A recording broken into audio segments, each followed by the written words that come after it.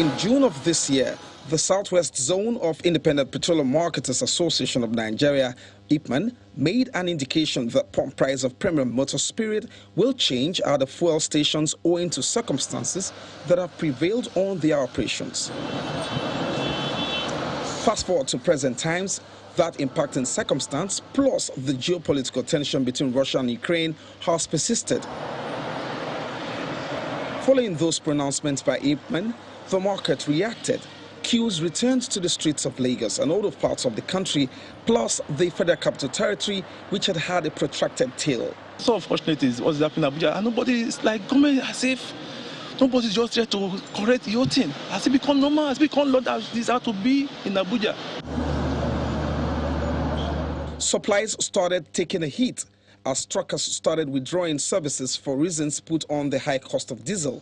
The fuel stations also feared the rising cost of operations and diesel, which have moved from 16,000 naira daily cost to about 80,000 naira at 800 per litre, multiplied by 100 litres required to run an average station daily, which also raises the question of electricity supply levels.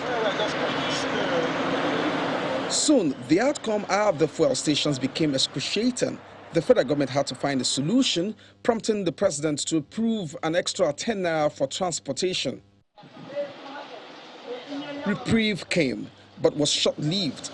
The queues returned barely days after it disappeared. When it all comes together, what do we have? Well, from the east to the north to south and down west, petrol now sells in Nigeria at various price difference. From the takeoff point of 165 naira to the litre, most stations owned by major marketers in Lagos have a 4 naira markup. Independents have a range between 7 naira and 14 naira max. Other parts of the country is even higher. Over 3 months, I have not bought fuel less than 250 per litre. People sell fuel as it favors them now. Nobody's ready to go and buy products and then come and sell below his cost price. Nobody will do that. We are businessmen, okay? And especially as we speak today, you know the cost of diesel. We barely have lights in the stations. We run power from morning till evening. This situation is typical of a deregulated market, but the federal government says it hasn't done so yet. Well, I can tell you authoritatively, we have not deregulated. The government is subsidizing. If there are increases in price, it is not from the government. The oil traders want deregulation, but a phased one. Essentially, a business environment where products, commodities are paid for at the right price. We stand for a phased deregulation of this problem. Then is the seesaw game of subsidy. To be or not to be. Presently, Nigeria is paying a huge price to keep residents from paying the true cost of the product. Seemed like we had the luxury to do that in the past, but not anymore. Naira is fighting the battle of its life. Forex is nobody's friend at the moment. Economic realities and inflation numbers are putting up a stiff fight. Yet, the Nigerian Labour Congress haven't indicated they will welcome subsidy removal. President Muhammadu Buhari has, in his wisdom, suspended the functions of the petroleum industry law as it concerns petrol subsidy for 18 months. The World Bank and IMF are surprised Nigeria still retains such policy.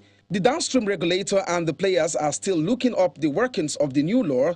And of course, the Russia-Ukraine crisis, which is threatening energy security and pricing globally. Interestingly, all of these are occurring almost simultaneously with consequences that are real and present. In the meantime, the price adjustments seem to have answered the questions around queues and availability, but under a regulated regime. Will the federal government make a move to provide clarity, or will the quiet market-induced price adjustment continue quietly? Olu Phillips, Channels Television News.